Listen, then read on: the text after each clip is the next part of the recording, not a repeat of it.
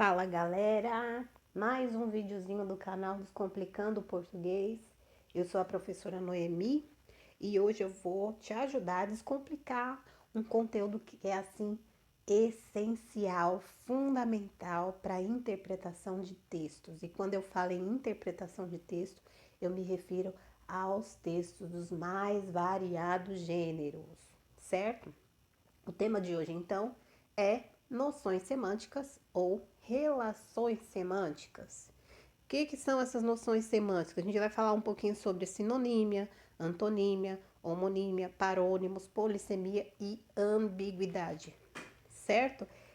Esses nomes aí estranhos, né, não são nomes de doença nem nome de remédio, mas são nomes de relações estabelecidas entre as palavras dentro de um texto. A aula foi dividida em duas partes, certo? Então, para você poder acompanhar o conteúdo, seria interessante você assistir o vídeo 1, que é esse aqui, e o vídeo 2, que eu vou deixar mais para frente, tá? Para você acompanhar. Nessa primeira parte, a gente vai entender um pouquinho o que é semântica, vamos falar um pouquinho sobre sinonímia e antonímia. E na segunda parte a gente vai falar um pouquinho sobre homônimos, parônimos, polissemia e ambiguidade, ok? Então bora lá descomplicar? Para começar, antes de entrar mesmo nas relações semânticas, a gente precisa entender o que é semântica, né? O que essa palavra significa. Se a gente for pensar no sentido dessa palavra, ó, cortando aqui a palavra no meio, sema significa, sema vem do grego e significa significação, certo? Então, se a gente for pensar no significado, na definição da palavra semântica, semântica é o estudo da significação das palavras, expressões e enunciados que constituem um texto. Isso a gente já viu mais ou menos estabelecido quando a gente viu figura de linguagem, quando nós estudamos o conceito de denotação e conotação.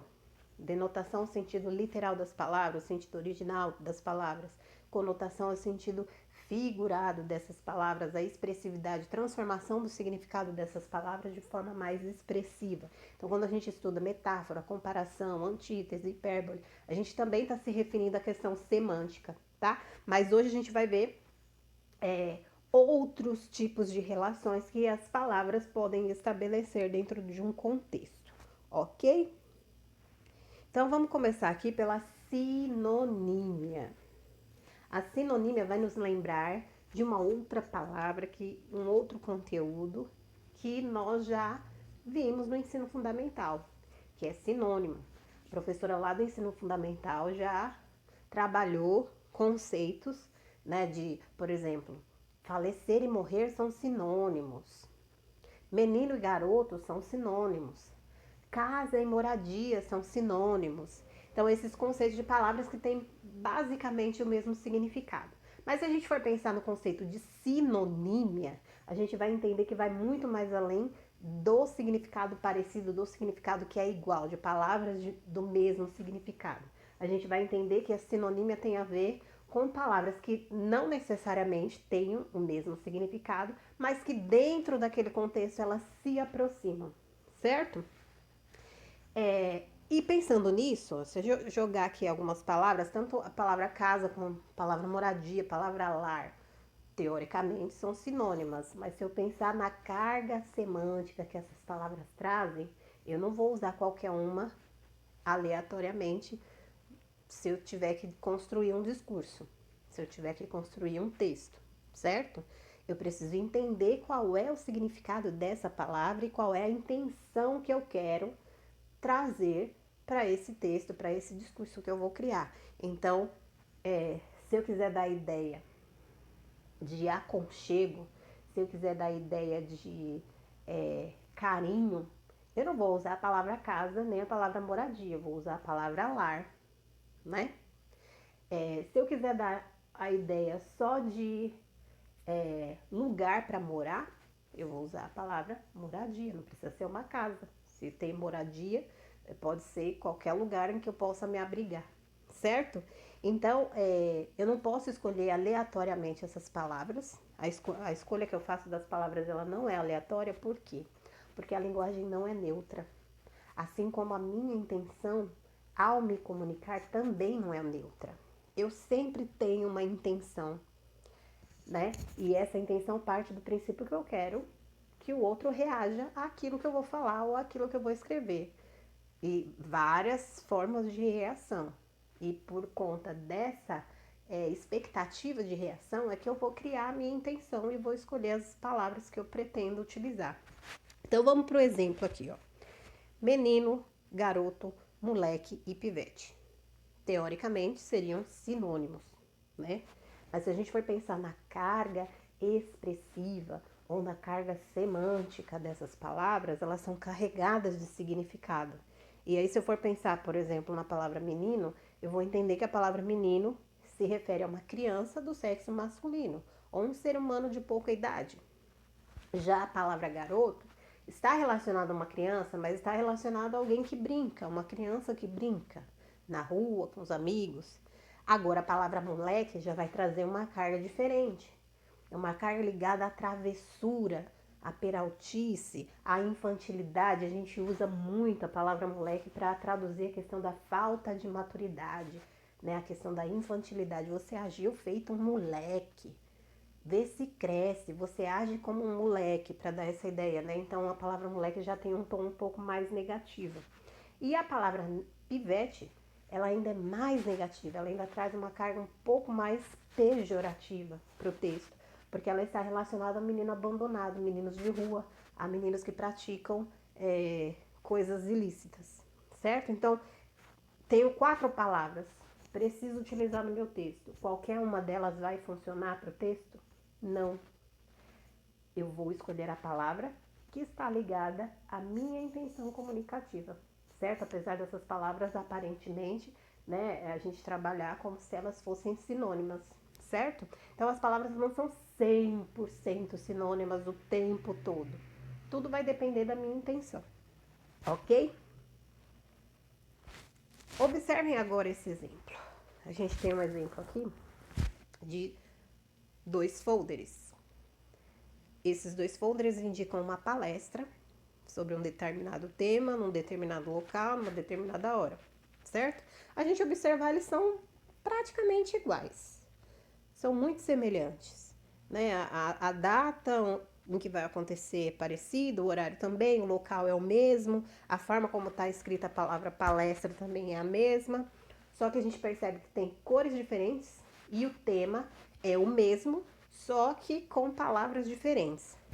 Se a gente tirar do contexto defensivos agrícolas e agrotóxicos fora do contexto, eles formam um sinônimo, certo? São estabelecidos como sinônimo, defensivo agrícola e agrotóxico.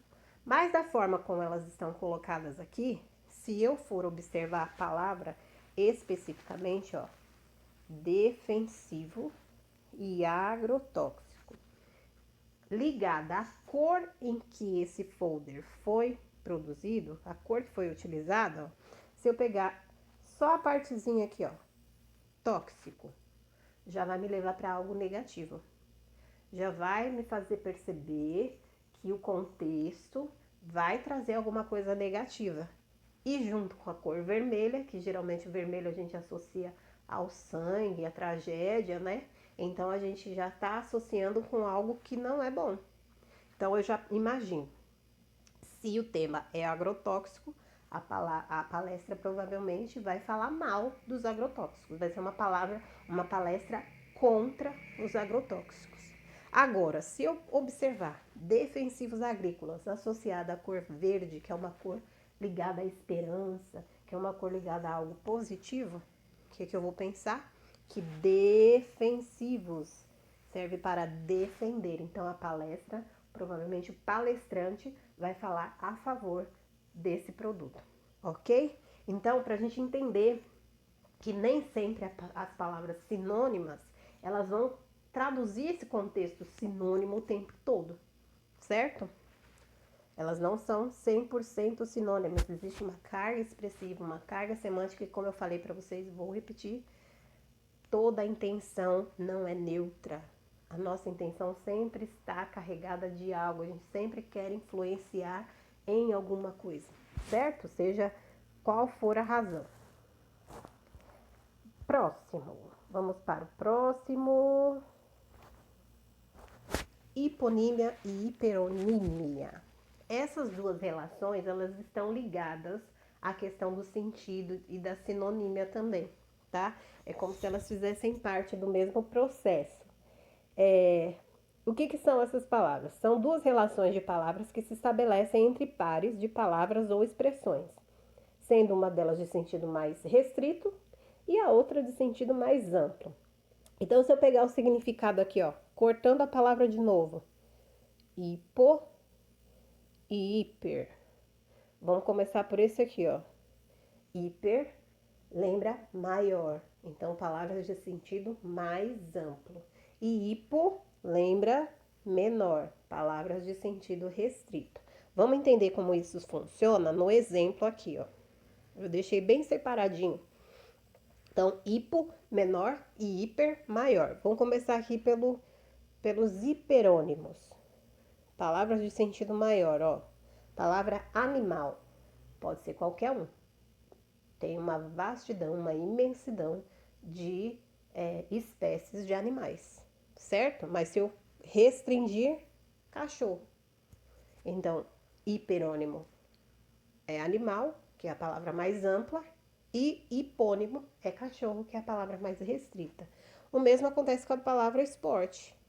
Esporte pode ser qualquer um, mas se eu quiser restringir, futebol. E as duas estão ligadas, não são sinônimas, mas fazem parte do mesmo campo semântico, do mesmo significado. Então é aquela coisa que eu falei para vocês, não são sinônimas, não são iguais no significado, mas elas se aproximam. Roupa, sentido mais amplo, porque pode ser qualquer roupa, mas se eu restringo, calça. Ou posso restringir usando camisa, restringir usando saia, utiliza a palavra, certo? Fruta, sentido mais amplo, e melancia, o sentido mais restrito. Brincadeira, o sentido mais amplo, porque pode ser qualquer uma, e esconde-esconde, o sentido mais restrito. Então, dentro de um texto, essas palavras não são sinônimas, mas elas fazem parte da mesma família, né? Fazem parte do mesmo grupo de significado. Isso é hipônimo e hiperônimo, ok? Vamos para a próxima? Próxima relação é a relação estabelecida por palavras opostas ou aproximadamente opostas, que seria a antonímia. E aí, assim como na sinonímia a gente lembra de sinônimo, na antonímia a gente lembra de antônimo. Nascer, morrer, entrar e sair, subir e descer, aumentar, diminuir. Todas essas palavras são opostas umas às outras. E nesse sentido a gente cria as relações de antonímia. Mas são só relacionadas a palavras opostas? Não, palavras aproximadamente opostas. Elas não são antônimas entre si, mas dentro de um contexto elas podem criar alguma oposição. E a antonímia ela é responsável pela criação de uma figura de linguagem que nós já vimos também, que é a antítese. Então, se eu pegar aqui, ó, anti significa, vou voltar, é aqui mesmo.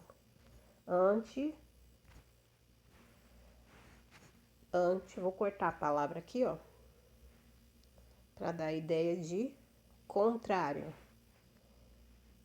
Antítese, contrário, e tese, ideia, certo? Que é uma figura de linguagem. Sempre que eu utilizo palavras de sentido opostos ou aproximadamente opostos, eu crio uma figura de linguagem chamada antítese. Vamos ver como isso funciona no exemplo? Tenho aqui um trecho de uma música do Lulu Santos.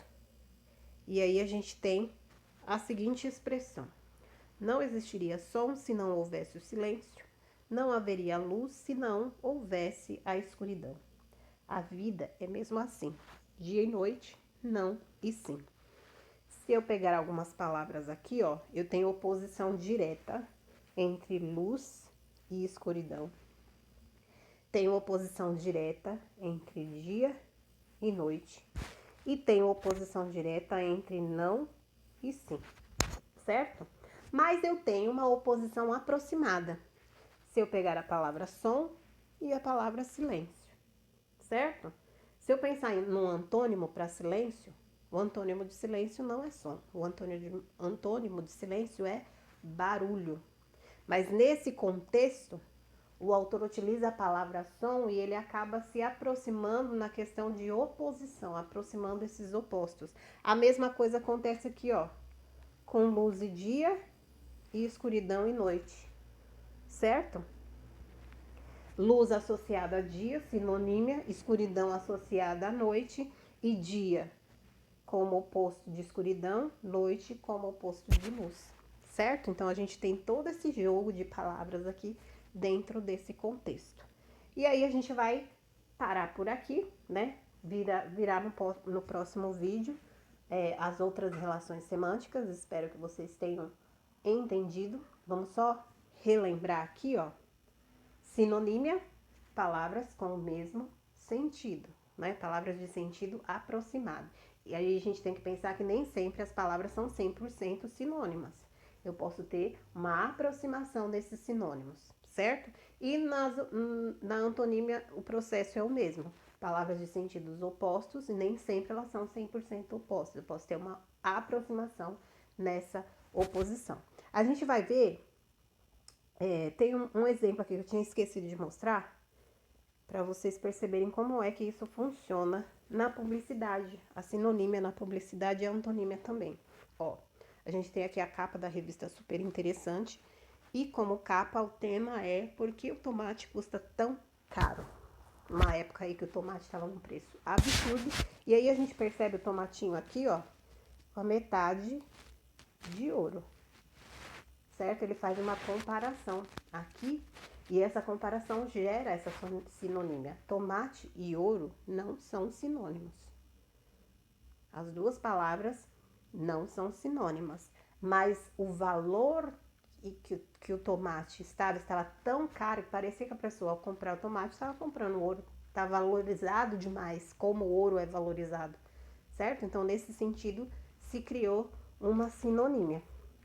E aí a gente tem uma outra aqui, ó, uma outra publicidade, cabelo armado e com frizz, sem frizz e com volume controlado. Então a gente tem volume e armado, volume controlado como oposto de armado e sem frizz e com frizz, são opostos. E essa imagem de oposição ela é reforçada pela imagem do leãozinho, né? Que aparece no antes com a juba toda bagunçada e o depois com a juba mais arrumadinha, toda bonitinho, certo? Então, essa relação de sinonímia e de antonímia também aparece na publicidade, ok? Espero que vocês tenham gostado do vídeo. Se gostaram, aproveita e dê o seu likezinho. Aproveita também, se inscreve no canal para não perder os próximos vídeos. E fique atento aí na parte 2, que a gente vai colocar já já no canal, ok? Beleza? Até a próxima!